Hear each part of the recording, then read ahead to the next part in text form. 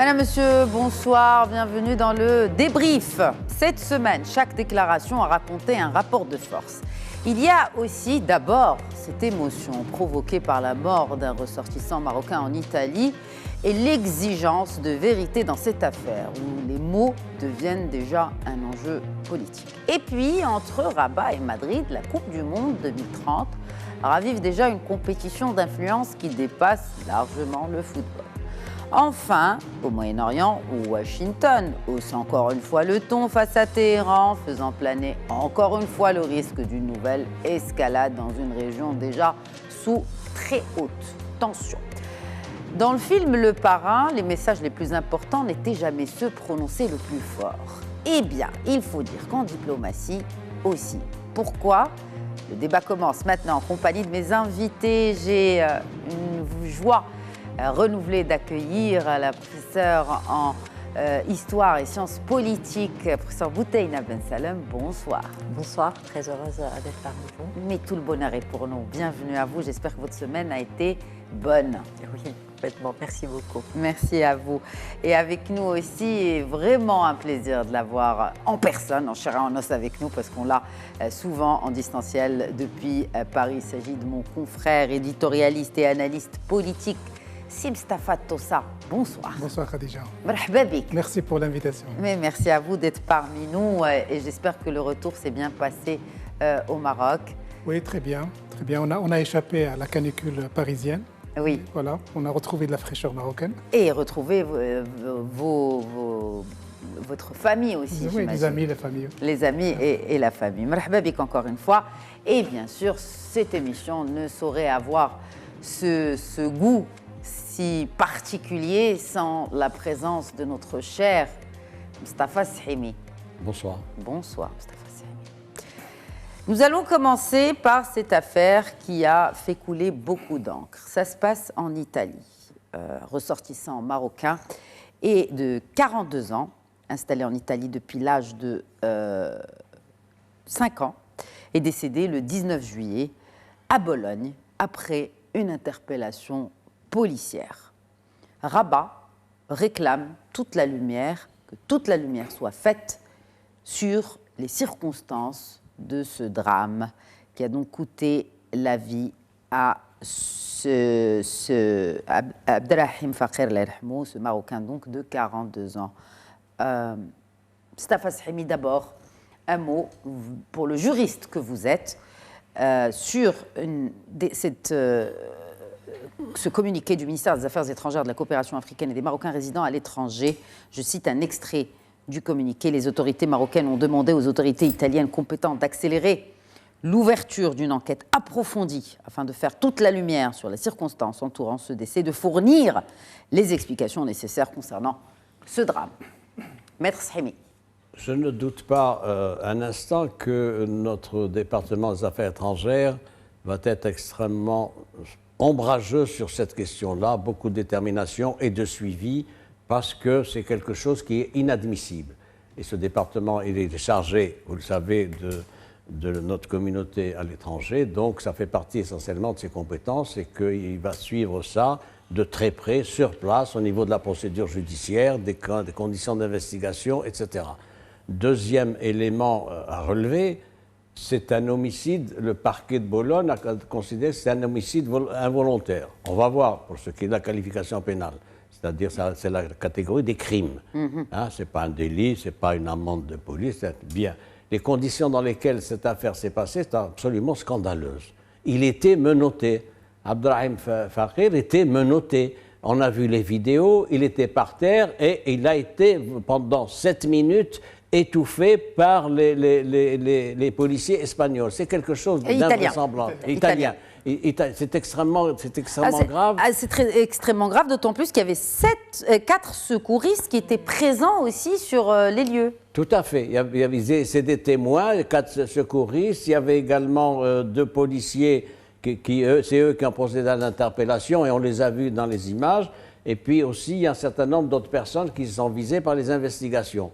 C'est quelque chose de dramatique parce que ça rappelle quoi? Ça rappelle des techniques policières qui ne sont pas propres à l'Italie, qu'on a vu en France. Tout le monde se souvient de ce qui s'était passé il y a 3 ans en France, et également aux États-Unis, où ça avait été une grande affaire, c'est-à-dire quelqu'un qui n'est pas un danger, qui n'est pas armé, qui est menotté, interpellé et étouffé par des policiers. C'est ça le gros problème, et je trouve qu'il faut dénoncer ça avec la plus grande fermeté et la plus grande vigueur. C'est inadmissible et c'est intolérable dans des pays qui se veulent démocratiques, des pays qui se veulent des États de droit, donc attachés officiellement en tout cas à la protection des citoyens et partant dans la préservation de la vie des résidents en l'espèce. Effectivement, c'est inquiétant, c'est le cas de le dire.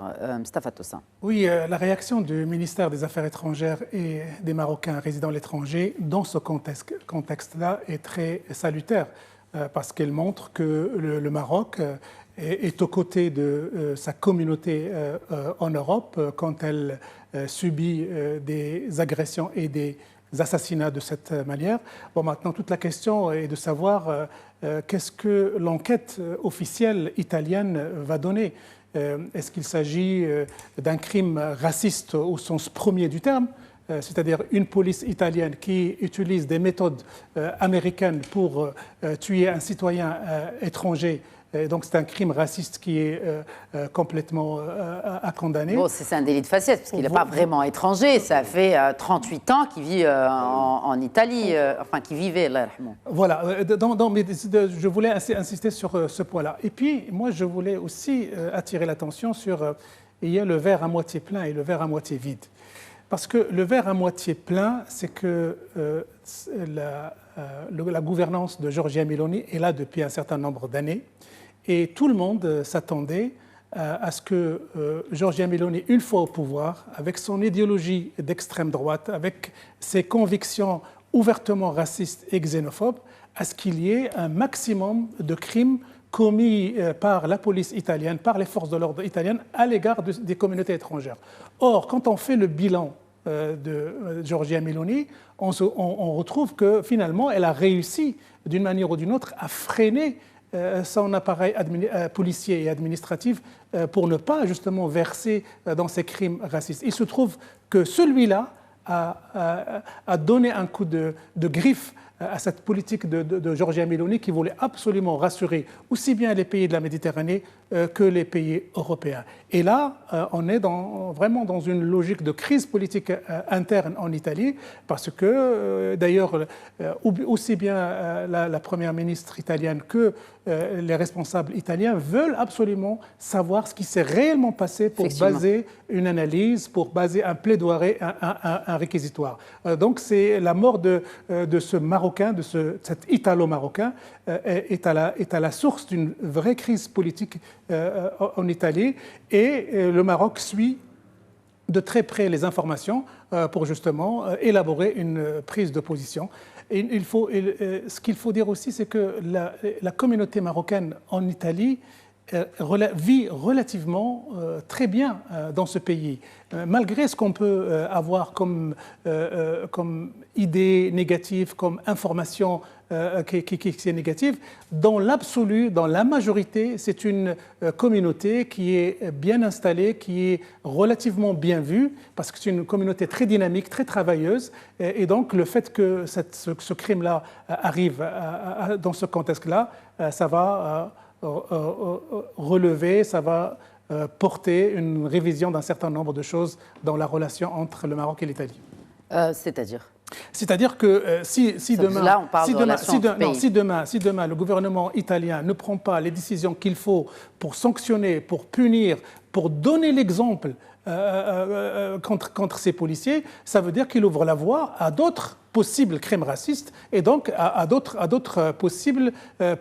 possibilités que les relations entre les deux pays soient envenimées. Parce que le Maroc ne va jamais rester ni les bras croisés, ni silencieux par rapport à sa communauté qui est attaquée de cette manière-là par la police.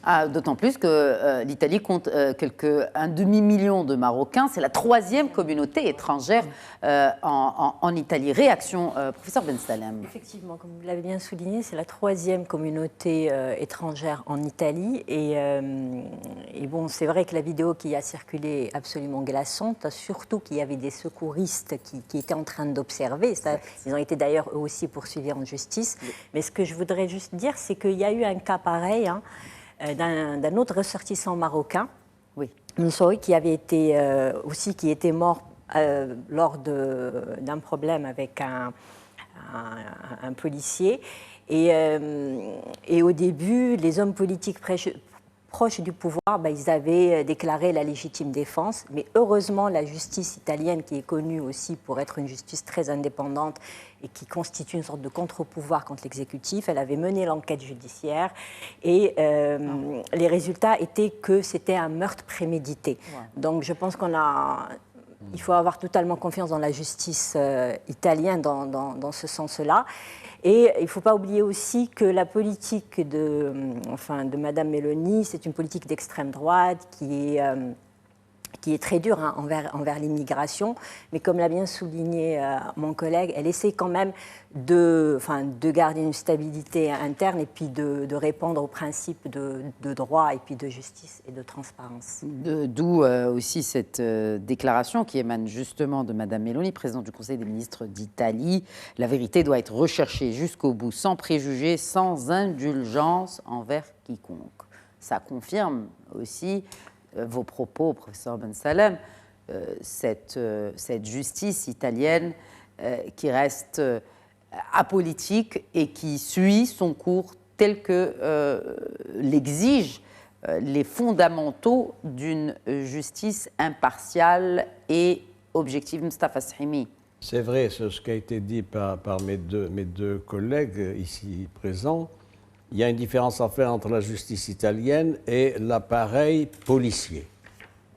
L'appareil policier est ce qu'il est. Il y a de tout. Il y a des gens de gauche, il y a des gens de centre, etc. Mais il y a aussi des extrémistes, comme on en trouve dans d'autres polices européennes, françaises, ailleurs, etc.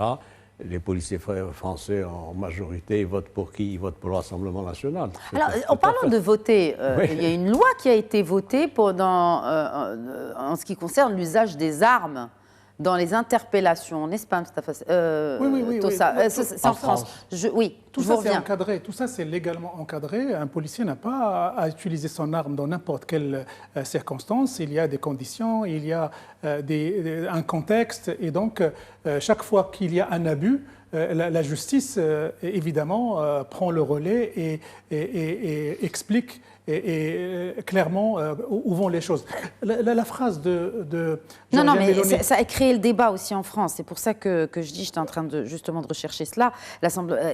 La présomption d'usage légitime des armes pour les forces de l'ordre. Ça a créé le débat. Oui, justement. Ça veut dire que maintenant, un policier peut tirer sur quelqu'un, même si ce n'est pas de la légitime défense. Non, c'est toujours encadré. C'est toujours malgré il y a eu à l'intérieur des forces syndicales de la police française des personnalités qui ont dit qu'il faut libérer davantage la marge de manœuvre des policiers pour qu'elle soit encore plus efficace quand il s'agit de lutter contre le crime organisé, le trafic de drogue, les délinquants. Mais il y a eu aussi des gens qui ont dit qu'il ne faut surtout pas qu'on donne un chèque en blanc ou un feu vert total pour la police pour leur donner un permis de tuer sans qu'il y ait le moindre frein. Non, c'est très encadré. Parce qu'il y a la présomption, ce que je disais pour la légitime défense, là, il ne suffit plus corrigez-moi, Maître Sahimi, il ne suffit plus de prouver qu'il y a la légitime défense, mais l'usage de l'arme est aujourd'hui légal avec la présomption de... Vous avez raison de sur légitime ce point, défense. Et ce qu'a dit aussi mon ami Mustafa Tossa, il y a en France un débat avec une réforme de texte. Il y a un code de la sécurité intérieure en France. Qui est un recueil de 600 pages qui définit les conditions d'intervention des forces de l'ordre dans des manifestations, dans les répressions, etc. En l'espèce, la modification de texte qui est intervenue est intéressante. Nous sommes passés donc d'un système de droit commun qui est d'ailleurs qu'on retrouve dans les pays européens, c'est-à-dire il y a intervention des forces de l'ordre quand il y a problème d'ordre public, quand il y a menace.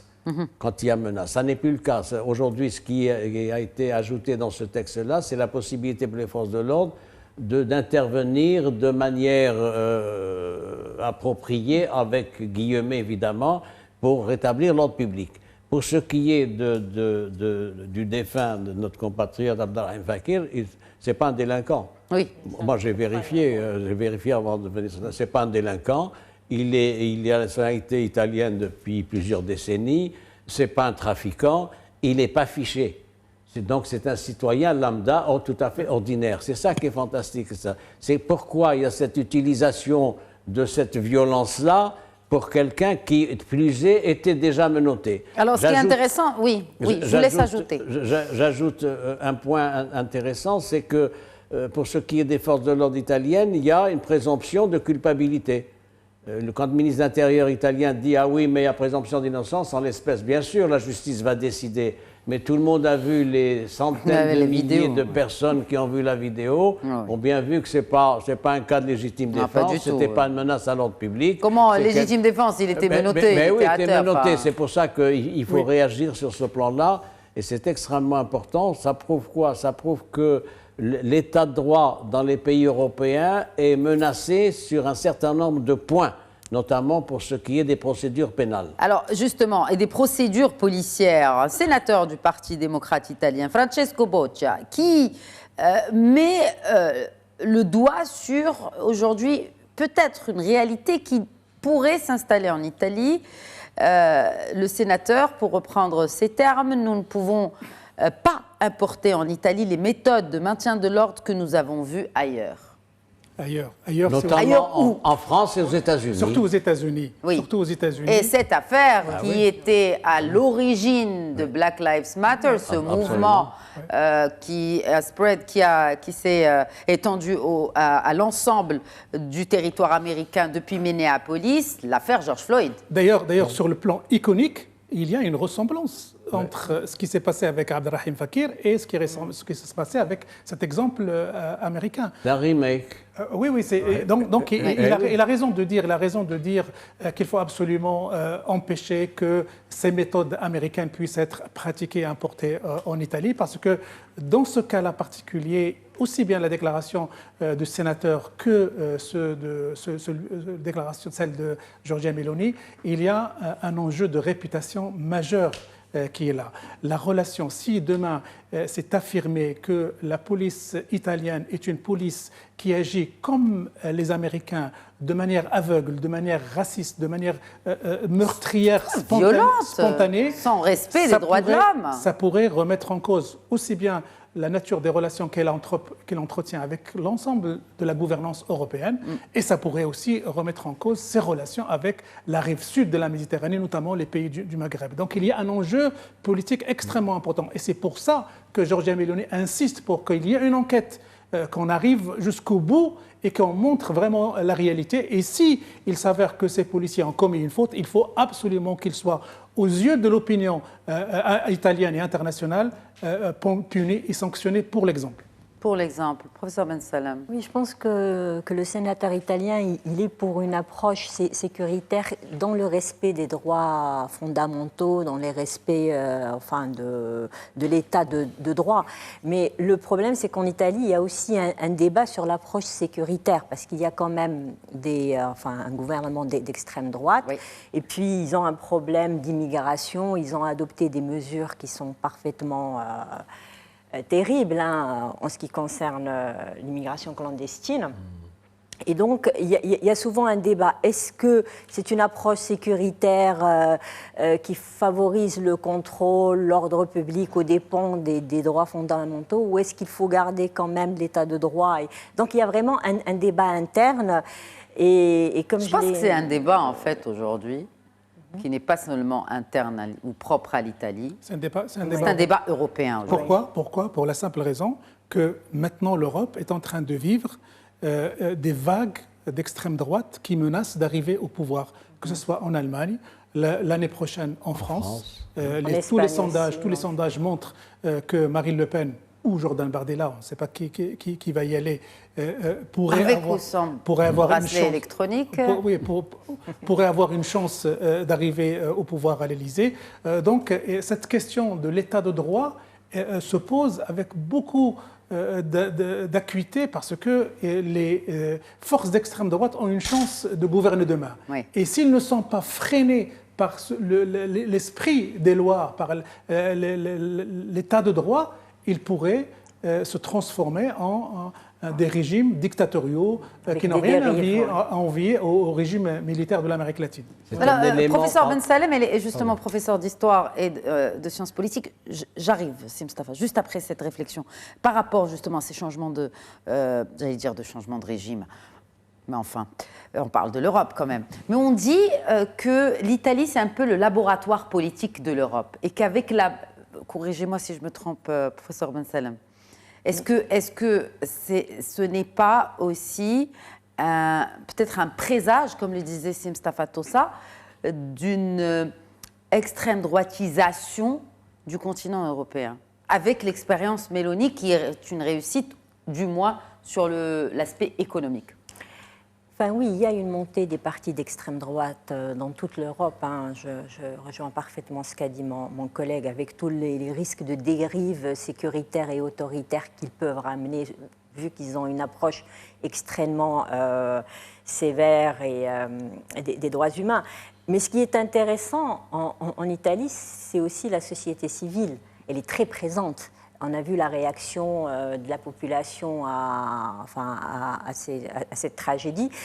Et je pense que c'est ça, au fait, qui va garder l'équilibre entre le respect des droits humains et puis la dérive sécuritaire. C'est quand vous avez une population qui réagit, une population qui défend le respect des droits fondamentaux, ça peut freiner les gouvernements qui ont tendance à aller plus vers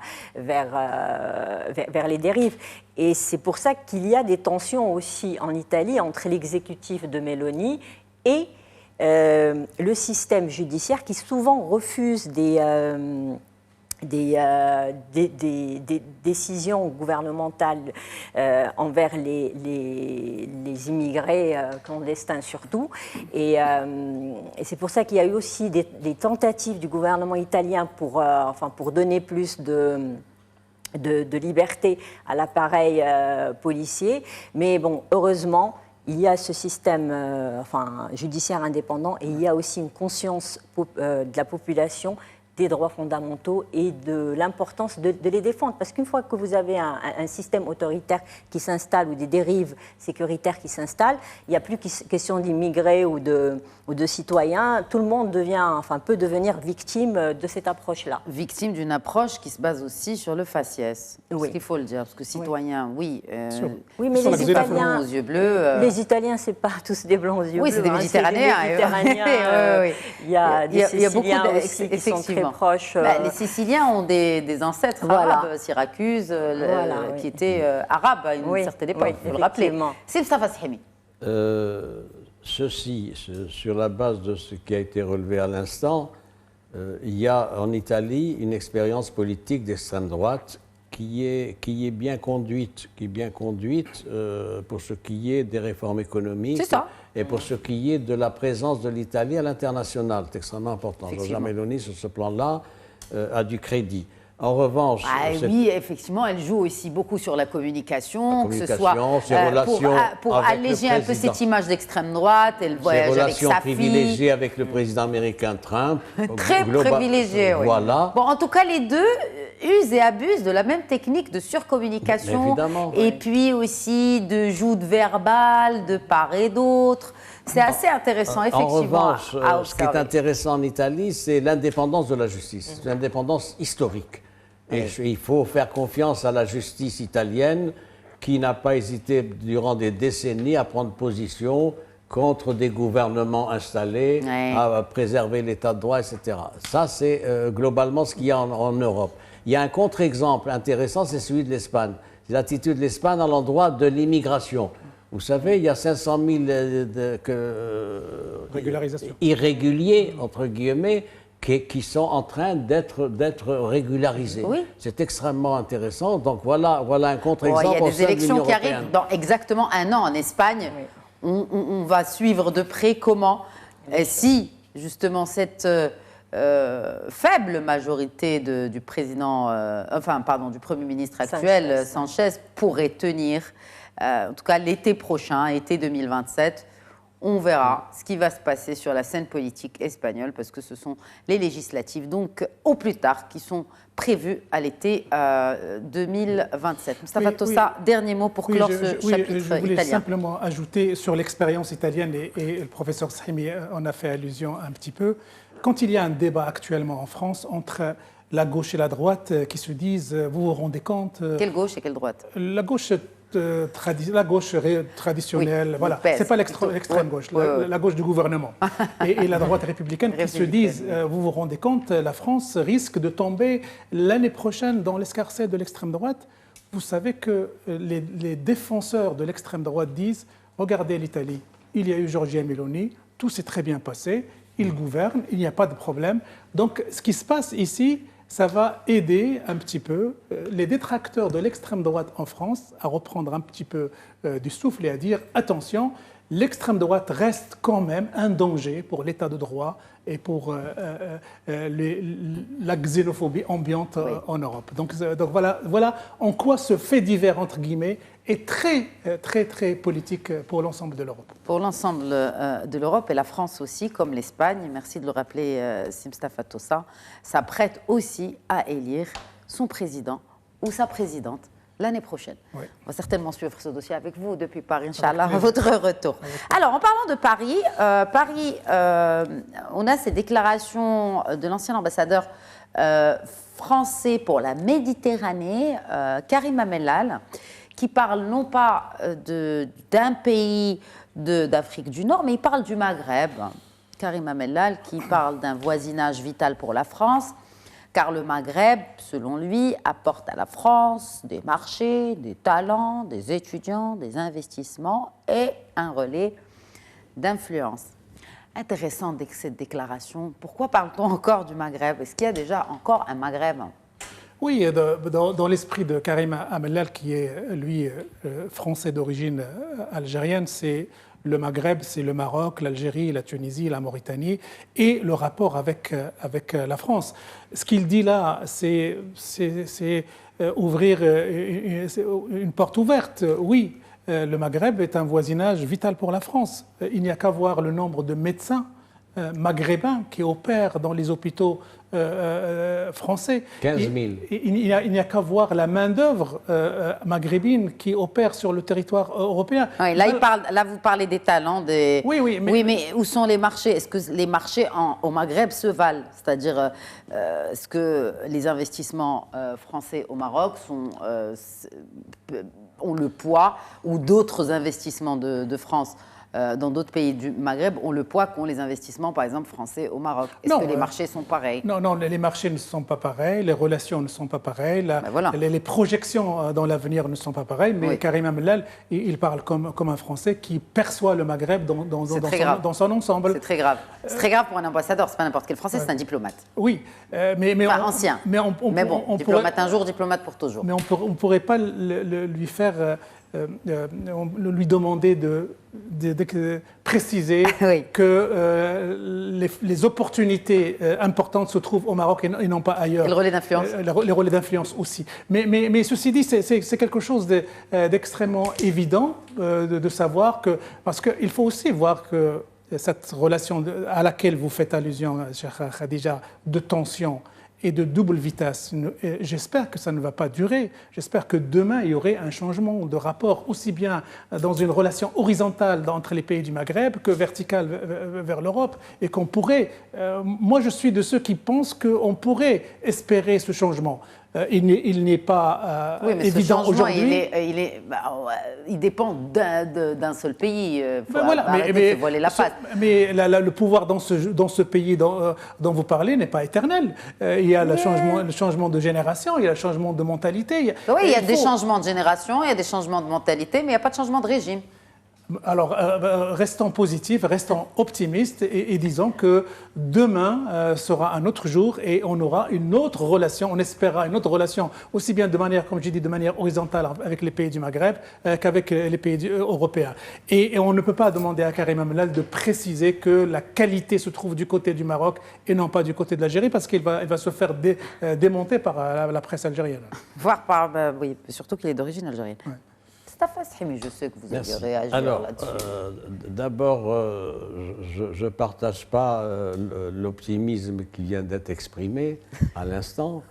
J'ai beaucoup de réserves sur ce qui a été dit et sur cet optimisme-là. Première question, la France a-t-elle aujourd'hui une politique maghrébine? Je réponds non.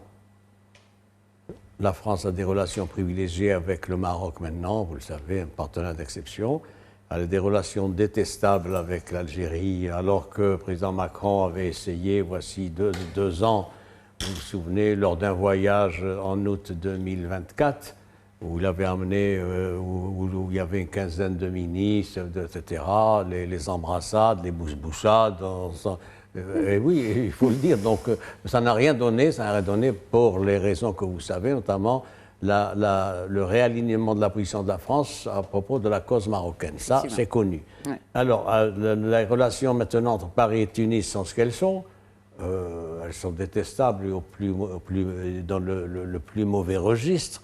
Celui d'un pays frère qui est celui de la Tunisie, qui connaît les convulsions et l'autoritarisme que vous savez. Je ne parle pas de la Libye, évidemment les relations avec la Libye. Et quelle Libye? La France a des relations privilégiées, relativement privilégiées d'ailleurs avec le gouvernement central de Tripoli. Oui, mais il y en a deux.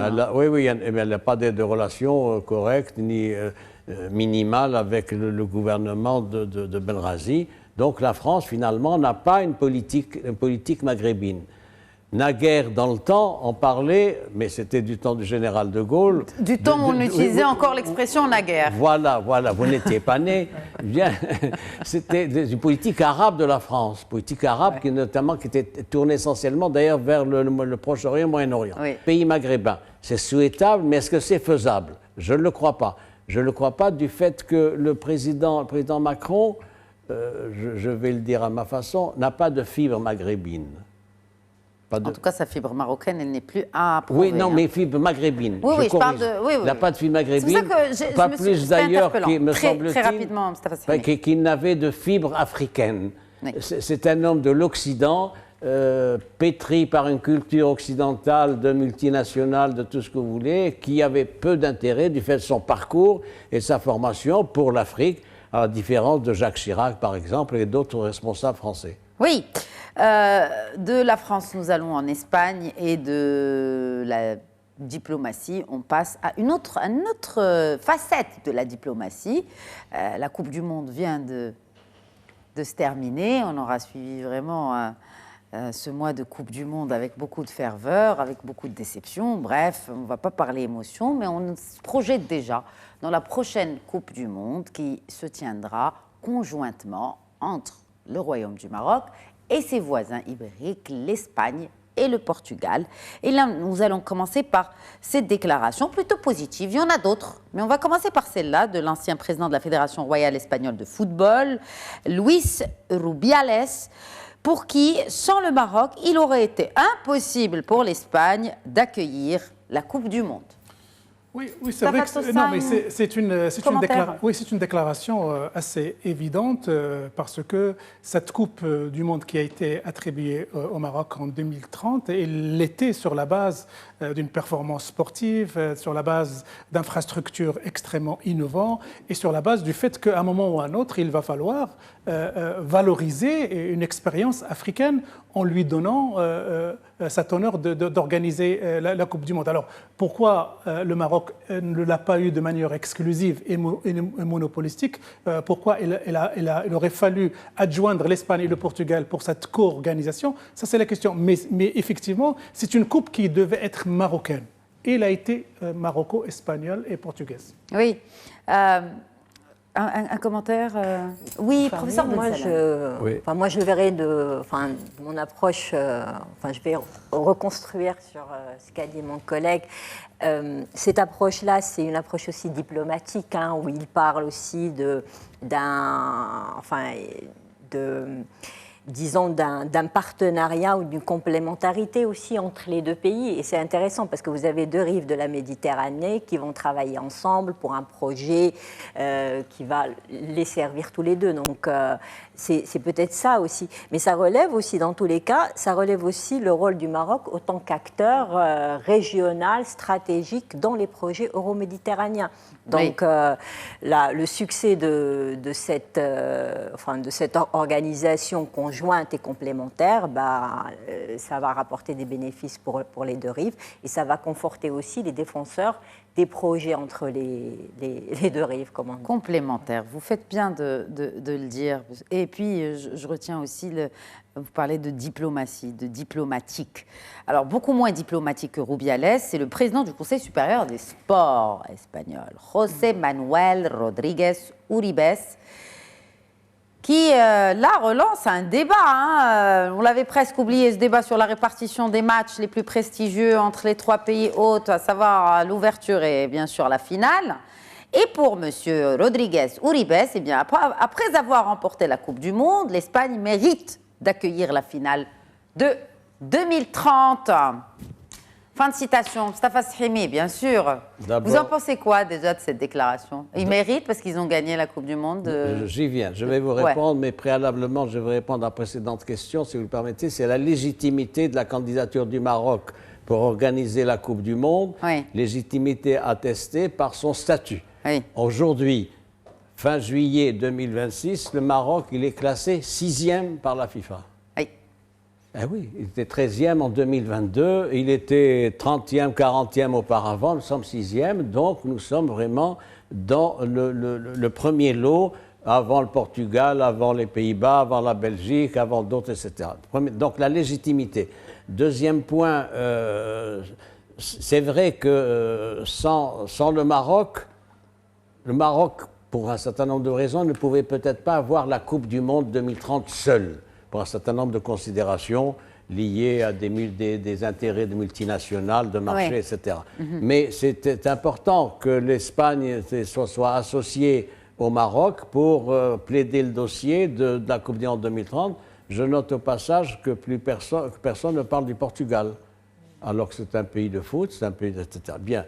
Alors, ce que j'en pense... voilà.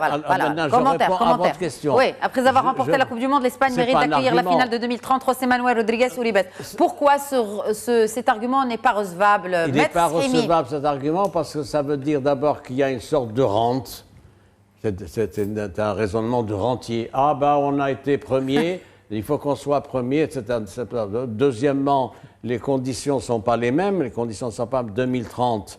Il y a 4 ans à venir et donc il y a un contexte international, il y a d'autres paramètres. Et puis, troisième point, pourquoi l'Espagne s'est-elle associée au Maroc pour le 2030? C'est donc le Maroc représente quelque chose, il apporte quelque chose dans ses bagages, dans sa besace.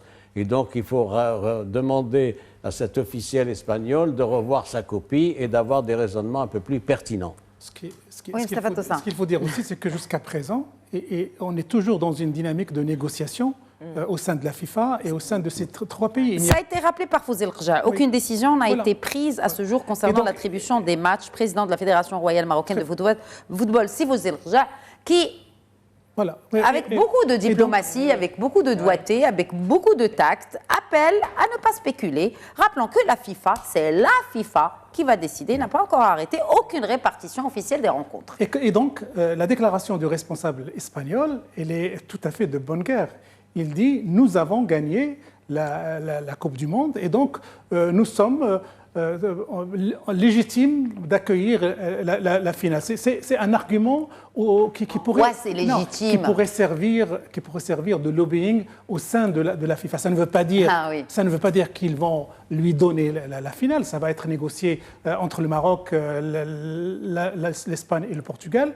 Mais il est tente de monétiser, entre guillemets, un facteur important, celui de la Coupe du Monde. Est-ce qu'il va réussir? C'est autre chose. Deuxième point intéressant, c'est que là, on est en train de négocier et le match d'ouverture Oui. et la finale. Eh ben oui. Si un pays ne peut pas, que ce soit l'Espagne, le Portugal ou le Maroc, ne peut pas organiser les deux grands moments de la Coupe de 2030. Oui. Celui qui va arracher le match d'ouverture n'aura pas la finale, et celui qui a la finale n'aura pas le match d'ouverture. Et puis le Maroc, c'est pas le Mexique ou le Canada, parce qu'on l'a vu. Hein, la dernière la Coupe du Monde qui vient de se terminer, elle était co-organisée entre les États-Unis, le Canada et le Mexique. Le Canada et le Mexique, on les a pas à peine vus. Hein, parce que vous avez Trump. Vous avez Trump qui, qui a imposé. Et nous sommes le Maroc aussi. Oui, Madame Ben Salem. Je voudrais juste rebondir sur ce qu'ont dit mes collègues. C'est que, comment il s'appelle Uribe, Rodriguez Uribe. C'est vraiment une perception nationaliste. Hein. C'est au-delà de la coopération. C'est de la com. Voilà, il y a aussi de la concurrence. Oui. Ils veulent avoir plus de visibilité. Oui. Il y a aussi l'aspect économique, comme l'a bien souligné mon collègue. Mais ça rappelle aussi que le sport, c'est plus qu'un événement sportif. Hein. C'est aussi un événement géopolitique, stratégique, où les pays cherchent à avoir plus de visibilité, plus d'influence. C'est pas que du foot, c'est autre chose. Mais la déclaration de M. le Président est aussi très intéressante parce qu'il est resté très diplomatique, comme vous l'avez bien souligné. Il a préféré éviter toute polémique prématurée, hein, tout en laissant aux instances concernées de décider après. Mais là où je n'arrive pas à en vouloir aux responsables espagnols, parce que si nous, Marocains, avions réalisé une performance demi-finale, finale et pourquoi pas la Coupe, on aurait utilisé le même argument. À partir du moment où nous avons ce niveau ça ne ressemble pas à notre président de fédération. C'est pas le style du président de la fédération de s'avancer comme ça. Vous connaissez M. le Président mieux que moi. Non, je le connais. Vous savez, on suit les déclarations justement de Sirja depuis quelques temps dans le débrief. Dans le schéma que vous évoquez, on n'aurait pas préempté par avance la finale du Mondial 2030 au Maroc. Remporté par le Maroc. Remporté par le Maroc. On est beaucoup plus sagace. Donc tout ça pour dire, il ne faut pas en vouloir à ce responsable espagnol, c'est de bonne guerre. Il essaie d'utiliser une carte qui vient d'arriver, qui vient de tomber du ciel, parce qu'il n'était pas écrit que l'Espagne remporte cette coupe. Ils ont bien joué. Et il l'utilise pour 2030. Ils ont bien joué. Ils ont bien joué, mais ce n'était pas écrit. Contre la France, on voyait déjà les futurs champions du monde. Mais moi, ce qui était écrit, c'est le Maroc qui allait gagner. Donc voilà. Inch'Allah 2030. Et pourquoi pas ici au Maroc avec ce stade de Ben Slimane qui est en train de sortir de terre et qui est appelé à devenir le plus grand stade de football. Pourquoi avons-nous échoué devant la France? Pourquoi avons-nous échoué devant la France? Oui, bon, après, il faut... effectivement, pourquoi la France a joué aussi mal aussi contre... l'Espagne en finale. C'était, personne n'a reconnu l'équipe française comme personne n'a reconnu l'équipe marocaine face à la France. Le football a ses mystères que... C'est de la sorcellerie peut-être? Non, c'est pour d'autres continents. Certainement pas sur le continent américain. Bon, en parlant des Amériques, des États-Unis, président américain qui durcit encore une fois le ton et menace encore une fois l'Iran. Rien de nouveau, vous me direz. Depuis ce 28 février, date du début des hostilités contre l'Iran, guerre israélo-américaine contre l'Iran, malgré moult tentatives de négociation d'une paix, rien n'y va. Et là, pour le président Trump, à partir de maintenant, chaque fois que la République islamique d'Iran tirera sur un navire dans le détroit d'Ormuz, les États-Unis bombarderont et détruiront un pont ou une centrale électrique, y compris ceux situés près de ou dans la capitale Téhéran. Dixit Donald Trump, président des États-Unis d'Amérique. Professeur Ben Salem, bien sûr, je vous ferai réagir sur cette énième déclaration du président américain dans ce dossier iranien. Eh bien ça, je pense que c'est le drame du Moyen-Orient hein, qui est de plus en plus dans une situation fragile. On a là un président américain qui a embarqué dans une guerre, je le rappelle, dans le contexte du droit international illégal, qui s'est retrouvé dans une impasse et qui choisit malheureusement l'option de la force excessive et punitive, parce que là, ce qu'il dit, c'est très grave hein, en termes de droit international, c'est-à-dire pour chaque bateau, nous allons détruire des infrastructures civiles, des infrastructures de vie. Il faut que, en principe, il faut distinguer les objectifs militaires des objectifs civils, et puis il faut que la réaction soit proportionnée. Alors là, on est vraiment dans une autre conception, mais ça montre aussi qu'il est vraiment, comme j'ai bien souligné, il est vraiment dans l'impasse, et il croit que la violence excessive va régler la situation, alors que cette guerre-là, c'est une guerre qui va avoir des conséquences surtout, pas simplement sur l'Iran, mais sur l'économie internationale, sur les pays de la région. Donc, et cette posture de usage de la force, et non pas de usage de la diplomatie, mais surtout de la force, c'est une posture qui nous mène droit vers une catastrophe prochaine si les médiateurs n'arrivent pas à trouver quand même un plan d'entente, surtout qu'il y a eu une proposition de cessez-le-feu de 10 jours qui a été refusée par les deux parties, oui. Parce que là, on est vraiment dans un schéma où à chaque fois il y a des attaques, à chaque fois il y a des escalades, et rien n'a été respecté dans le mémorandum qui a été signé. D'ailleurs, chef de la diplomatie américaine, Marco Rubio, pour lui, à Washington, maintient la porte du dialogue ouverte tout en continuant bien sûr d'accuser Téhéran de ne pas saisir les opportunités de désescalade. Nous restons ouverts à la diplomatie, mais pour l'heure, les Iraniens ne sont pas prendre cela au sérieux. Marco Rubio, secrétaire d'État américain. Oui, le problème de M. Rubio, c'est qu'il a vraiment une approche politique, des relations étrangères qui est très hawkish. Donc pour lui, la porte diplomatique reste ouverte si l'Iran capitule aux conditions iraniennes, alors que des négociations... Américaines. Voilà, pardon. Aux conditions américaines, alors que les négociations, c'est des conditions des deux... Enfin, c'est des concessions des deux côtés. C'est vraiment évidemment des négociations. Ce que n'arrive pas... les États-Unis ont créé une nouvelle situation avec le détroit d'Ormuz. Ils ont compliqué les choses. Et maintenant, ils cherchent à s'en sortir, sachant bien qu'il y a maintenant l'affaire des Houthis avec Bab el-Mandeb. Il y a le risque d'entraîner aussi l'Arabie Saoudite dans un conflit. Donc vraiment, on est dans une situation extrêmement fragile. Non, mais ce deal entre les Américains et les Saoudiens, justement, sur le nucléaire, là, on est en train de voir que c'est en train de on est en train de vivre réellement une redistribution solide des cartes au Moyen-Orient. C'est un deal, qui n'est pas encore réalisable, parce que la condition première pour les Américains, c'est que le Royaume d'Arabie rejoigne les accords d'Abraham. Oui. Et ce n'est pas encore fait. Ce n'est pas encore fait pour de multiples raisons propres, notamment aux affaires domestiques saoudiennes. Moi, je voudrais revenir juste 2 minutes sur la déclaration de Donald Trump et celle de Marco Rubio. Oui. Ça révèle un sentiment d'impuissance, un sentiment d'impasse et une recherche effrénée d'une solution qu'ils n'arrivent pas à trouver. Les bombardements n'ont pas suffi ni à démanteler le régime iranien, ni à éradiquer le régime iranien.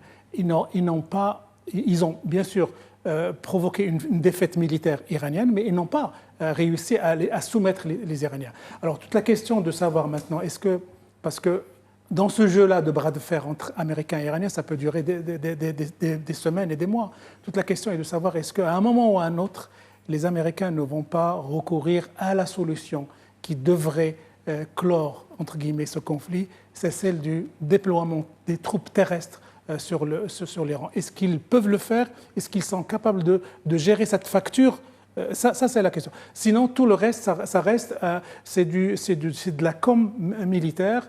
Ni les Iraniens ne vont accepter cette situation, ni les Américains ne vont réaliser des performances. Et tout ça pour la simple raison que, quand il y a eu un accord entre Américains et Iraniens sous médiation pakistanaise, les deux côtés ont compris le contraire. Les Iraniens ont compris que le détroit d'Ormuz leur a été offert avec un péage au bout, Et les Américains ont compris que les Iraniens vont libérer le détroit d'Ormuz. Et de cette mésentente, nous vivons aujourd'hui les conséquences et les affrontements militaires. Mais tant qu'il n'y a pas de déploiement de troupes terrestres, on restera dans ce bras de fer entre Iraniens et Américains. L'été s'annonce chaud. C'est fini, on vient de m'informer que le temps d'émission était terminé. Ah ben merci. L'hypothèse en 2 mots, quand même. L'hypothèse de troupes terrestres est à exclure. Et puis, autre chose, dans 2 mots, qui respecte le droit international? Ni les États-Unis, ni l'Iran. Absolument, encore moins Israël. Ben oui.